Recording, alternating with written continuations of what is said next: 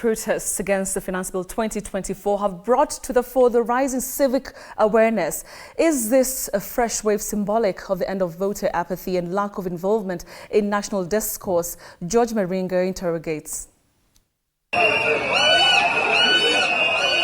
Of all the demonstrations ever witnessed and of all the crowds ever seen advocating for a cause, even the participants themselves will admit that the latest wave of protests is quite different. When we see where our taxes are going, no normal Mwananchi will say, no, our roads are still bumpy. But do you know what we see? We see them with new watches, we see them with new houses, but a normal Mwananchi haizi enda hospitali. In broad daylight,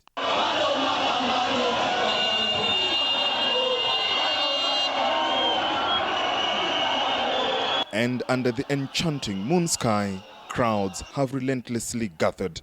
Armed only with their phones, internet connection, and endless choruses, the demonstrators, most of them classified as Generation Z or Gen Z, have had one message. I'm here today, despite my mom telling me not to be here. And I'm here to make sure we change the narrative. I want to ensure that we change the narrative. I think it's a high time, we youths, especially Gen Z, it's high time, in as much as to pop up on ground, may we change the narrative. From the capital, Nairobi, to other towns in the country, what started as anger on social media about the contentious Finance Bill 2024 has metastasized into something greater. And these young people are calling it as it is. We are here because we want to be heard.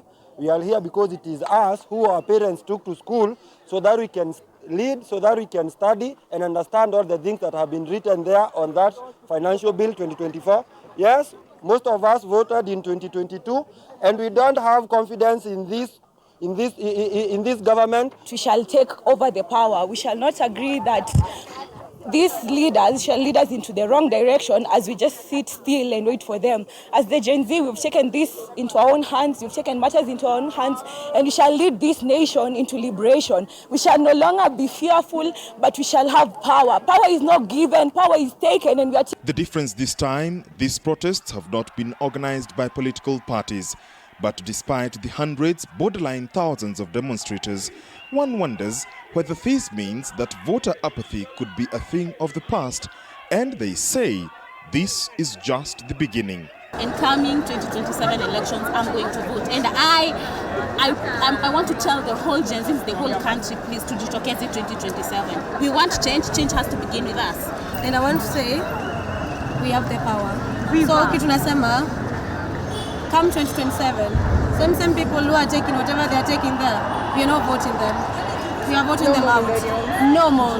Let all Gen Zs and millennials twende tukachukue kura. Sawa? Strategy number 1. Tukachukue ni kura. Sawa? Now we are equipped. Not only are we speaking on social media and on ground na tunabonga, now we have change kwa mkono yetu. Tuchukue kura, all right? Sikizeni vizuri. Now, step 2. What if, I'm asking myself, what if we pick someone, and as a quarter 35, 36, 37, see, the rule of the presidency is from 35 kwenda juu. We pick someone ambaye we can easily talk to and control. Najua kumekuwa na wase, and so many promises have been made in manifestos, si ndio? Na huyu jamaa sikuje kutuambia ati sijui kutakuwa na internet sokoni.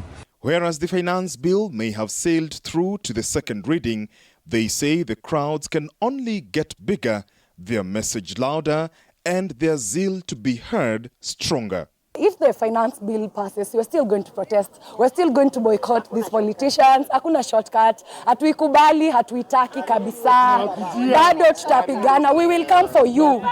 We will come for you. With just 3 years, 1 month, and a few weeks to the next general election in 2027, eyes will be on how this generation shapes and reshapes its political destiny. George Maringa, TV 47, Nairobi.